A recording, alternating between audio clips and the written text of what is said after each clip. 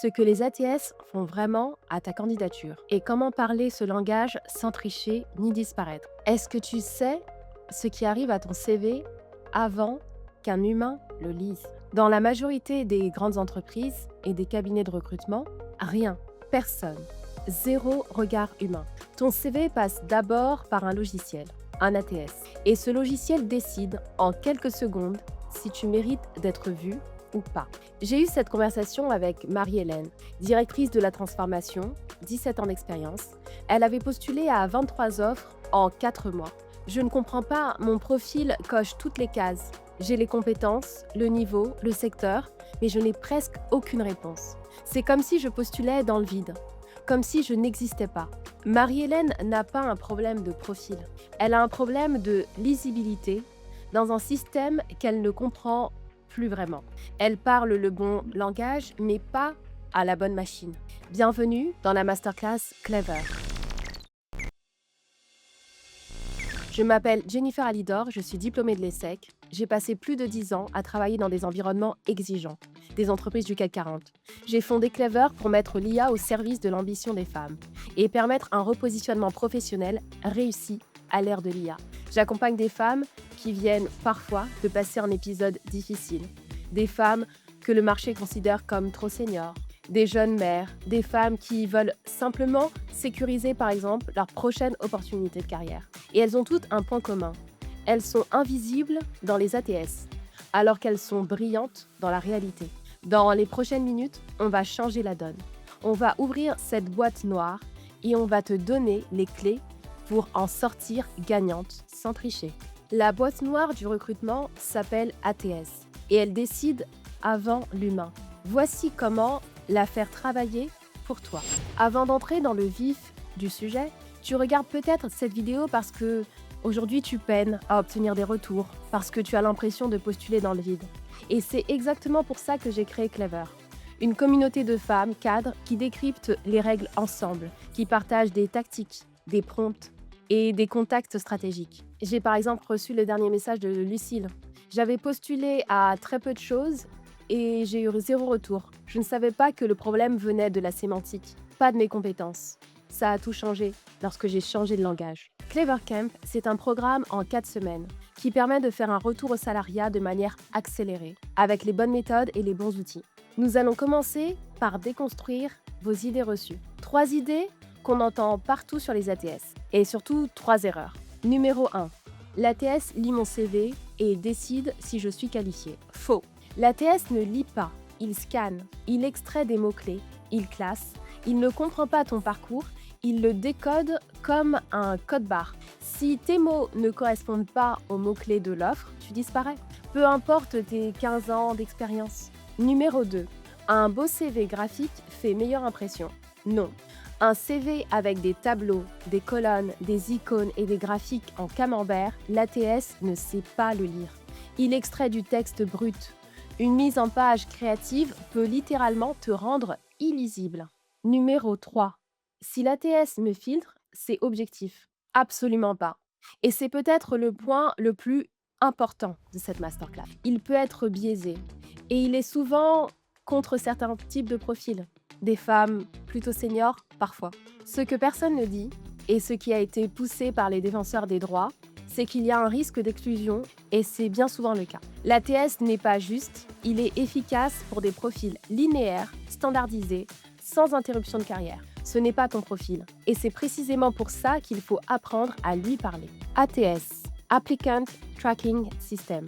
C'est un logiciel de suivi des candidatures. Ce n'est pas seulement une boîte à CV, c'est le système nerveux du recrutement moderne. Et voici les 5 étapes dont tu dois avoir conscience. Voici comment se découpe un ATS. Il y a d'abord la collecte des CV, ensuite l'extraction automatique des données, ensuite le scoring et le classement, puis après la pipeline RH, ce qui sera distribué ou non, et au final, la décision d'un humain. Étape par étape, ce que l'ATS fait et ce qui peut mal tourner pour toi. 1. La collecte. Elle centralise les candidatures depuis LinkedIn, des job boards, des candidatures directes, des CV en PDF.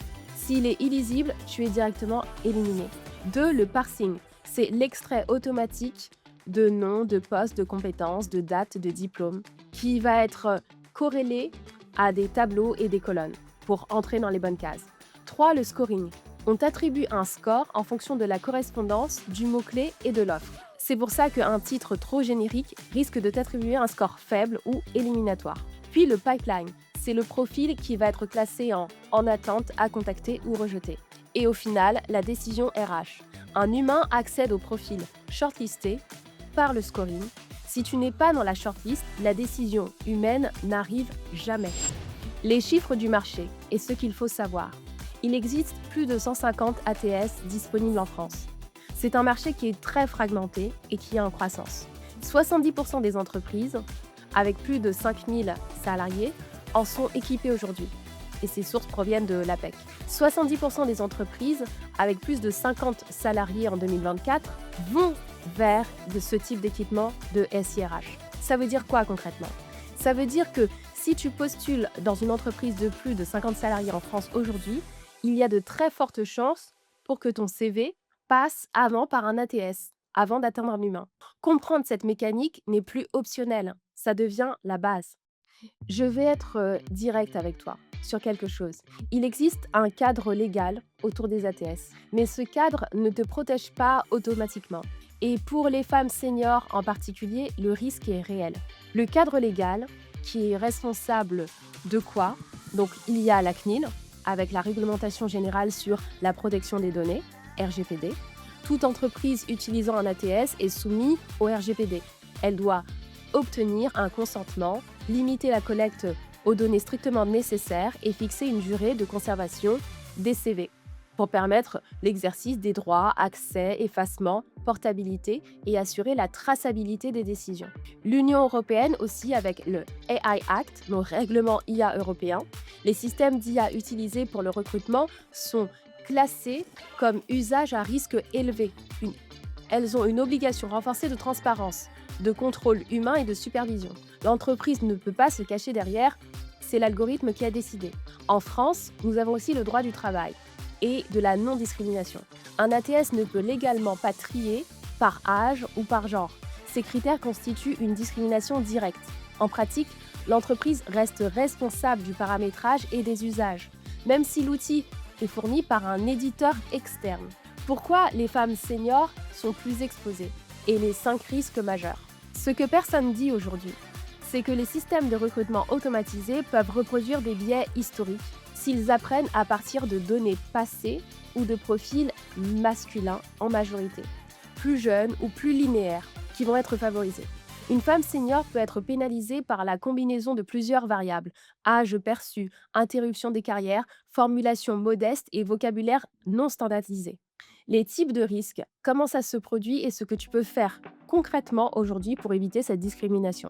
Alors, ce que tu peux faire concrètement pour éviter cette discrimination directe. La discrimination directe est illégale. De trier des candidats par âge ou par genre est complètement illégal. Mais une discrimination indirecte, par exemple des critères apparemment neutres, on recherche un employé de moins de 10 ans d'expérience, élimine d'emblée les femmes ou les hommes seniors. Il existe des moyens de contourner ces discriminations qui sont inacceptables. Repérer ces formulations dans les offres et contourner en reformulant son expérience peut finalement t'aider à passer le filtre des algorithmes. Entraîner sur des profils qui vont être plus linéaires et qui vont moins correspondre à tes compétences. Utiliser des mots-clés qui sont plus modernes va te permettre de mieux te positionner sur le marché du recrutement. Éviter de parler de la maternité ou de la reconversion, éviter les incohérences sur le CV et formuler les transitions comme des choix stratégiques avec des résultats. Tu peux aussi demander un retour explicite et utiliser tes droits RGPD pour accéder à tes données et savoir exactement comment ton CV a été trié ou pas. Un ATS n'est pas censé trier les gens par âge ou par genre, mais il peut le faire indirectement si les critères sont mal choisis ou si les données sont biaisées. Le vrai enjeu, c'est la gouvernance. Et le vrai risque, c'est l'invisibilité de celles qui ne savent pas jouer avec les règles. Sur les réseaux, tu vas tomber sur des conseils qui te disent comment contourner les ATS. Certains sont utiles, d'autres sont risqués. Et quelques-uns sont très franchement frauduleux. Et je vais être précise, parce que dans cette masterclass, on ne triche pas. On apprend à parler le langage des ATS sans mentir ou donner l'illusion. Les 5 pratiques frauduleuses à ne jamais faire. Mettre des mots-clés invisible en police blanche sur un fond blanc.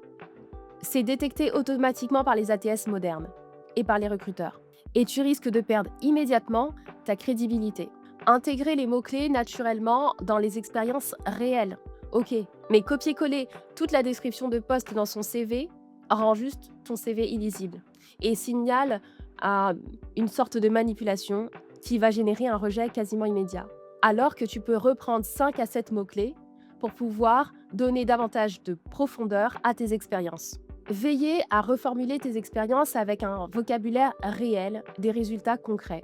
Il y a un danger aussi à forcer des acronymes ou des intitulés non pertinents juste pour matcher avec une offre. C'est une incohérence qui va être perçue par le recruteur humain et tu risques d'avoir une double pénalité. À l'inverse, utiliser des mots modernes et une terminologie de ton secteur pourra te faire passer en haut de la pile. Et maintenant, les 5 pratiques légales qui changent tout. La première, utilise des titres de section classiques et reconnus. Expérience professionnelle, formation, compétences. Pas de créativité sur la structure, seulement sur le fond. Numéro 2, reprends les mots-clés de l'offre naturellement dans tes expériences. Pas copier-coller. Formuler avec tes réalisations. J'ai piloté la transformation digitale si l'offre parle de transformation digitale. C'est OK. En 3, une mise en page sobre, une colonne, une police classique. Pas de tableau, pas d'icône, pas de graphique. Le contenu est ton outil le plus précieux. Et surtout pas de design. En 4, tester son CV en mode texte brut. Copie le contenu de ton CV dans un éditeur de texte, comme Notepad. Ce que tu vois et ce que l'ATS voit. Si c'est illisible, c'est à corriger. Numéro 5, reformuler les expériences avec des résultats chiffrés et des verbes d'action. Par exemple, j'ai réduit le temps de recrutement de 30%. J'ai piloté un budget de plus de 2 millions d'euros.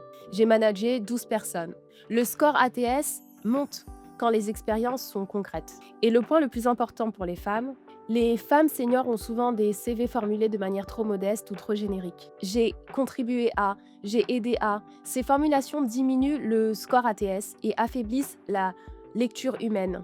Le verbe d'action fort est obligatoire. J'ai piloté, j'ai transformé, j'ai généré, j'ai déployé. Et ça fera toute la différence. On ne triche pas avec un ATS, on apprend à parler son langage sans mentir. Ce n'est pas une manipulation, c'est une traduction. Et les femmes qui maîtrisent cette traduction passent du statut d'invisible à incontournable. Je veux te parler d'un problème spécifique que je vois dans les parcours des femmes que j'accompagne. Les ATS ont été conçus et souvent entraînés sur des modèles de carrière linéaires. Entrer dans une entreprise, monter en grade, départ, point. Ce n'est pas ton parcours. Et ce n'est pas celui de la majorité des femmes cadres de plus de 10 ans d'expérience. J'ai vu trop de femmes extraordinaires perdre des points avec un ATS parce qu'elles n'avaient pas su transformer un trou, un congé maternité, une reconversion. L'algorithme voit un trou, moi je vois du courage. Et il faut apprendre à le reformuler pour que les deux voient la même chose. C'est très important. Voici 3 situations fréquentes et comment les reformuler. Ce que tu devrais écrire de ton congé maternité par exemple. Est-ce qu'il faut oui ou non parler d'un congé parental? Est-ce qu'il faut oui ou non développer une période de reconversion, de repositionnement? Est-ce qu'on peut laisser un trou dans le CV? Pour éviter d'être écarté par les algorithmes, il vaut mieux garder une activité constante, en mettant en avant les compétences qui ont été acquises. Le pilotage stratégique, évoluer dans un environnement complexe ou une reconversion qui pourra très bien s'expliquer. Toujours orienté résultats chiffrés avec des compétences qui peuvent être transférables. L'ATS voit un trou dans ton CV là où il y a une réalité, une expérience de transformation. La reconversion, la maternité ou l'entrepreneuriat. Ce ne sont pas des parenthèses, ce sont des preuves de leadership. Il faut juste les reformuler comme telles. On passe à la partie opérationnelle maintenant. 3 prompts que tu copies, que tu remplis. Tu vas obtenir un résultat spectaculaire en 30 secondes. Prompt numéro 1, l'analyse ATS d'une offre. Avant même de modifier ton CV, tu comprends ce que l'ATS va chercher. Analyse l'ATS, décode une offre avant de postuler. Tu es un expert en optimisation de candidature. Pour un système d'ATS, voici une offre d'emploi, colle l'intégralité, analyse cette offre et identifie les 10 mots-clés les plus importants que l'ATS va scorer. Les 5 compétences ou hard skills non négociables. Les 3 formulations exactes les plus probables dans les critères de filtre, le niveau d'expérience implicite attendu, même si non écrit, les termes à éviter trop génériques qui n'apportent pas de score. Prompt numéro 2. L'optimisation du CV pour une offre précise. Tu ne réécris pas tout, tu cibles. Tu es un expert ATS et personal branding pour cadre dirigeante. Voici l'offre d'emploi. Voici mon CV actuel. Colle ton CV. Effectue les 3 actions suivantes. 1. Compare mes mots-clés actuels aux mots-clés de l'offre. Dis-moi lesquels sont présents, lesquels sont absents. Et 2. Reformule les 4 expériences les plus pertinentes pour cette offre. Chaque reformulation doit intégrer les mots-clés manquants de manière naturelle. Commencer par un verbe d'action fort, inclure un résultat chiffré si possible. Ne pas mentir sur ce que j'ai réellement fait. 3. Propose un titre de CV optimisé ATS pour cette offre, maximum 10 mots. Prompt numéro 3. La formulation des transitions de carrière. Pour les périodes qui pourraient baisser ton score, on les retourne en atout. Reformuler une transition de carrière pour ATS. Tu es un expert en personal branding et en optimisation ATS pour cadre. J'ai une période dans mon parcours que je dois reformuler, type congé maternité, entrepreneuriat, reconversion ou pause. Voici la durée, ce que j'ai réellement fait pendant cette période, description, compétences que j'ai développées ou maintenues avec une liste, le poste visé aujourd'hui, le titre et le secteur. Reformule cette période pour 1. La faire apparaître comme un choix stratégique, pas une absence. 2. Intégrer les compétences transférables pertinentes pour le poste visé.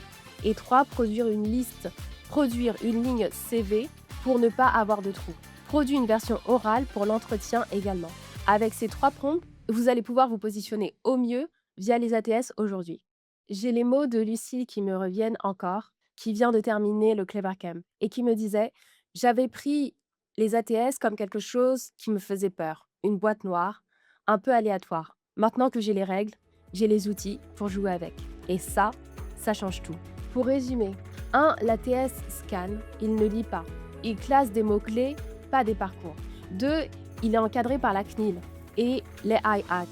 Mais il peut produire des discriminations indirectes, parfois contre les femmes seniors. C'est documenté. 3. On ne triche pas, on apprend à traduire. 4. Les transitions de carrière ne sont pas des trous, ce sont des compétences à reformuler. Et 5. Claude est ton outil de traduction. Avec 3 prompts, tu pourras remonter via ces ATS.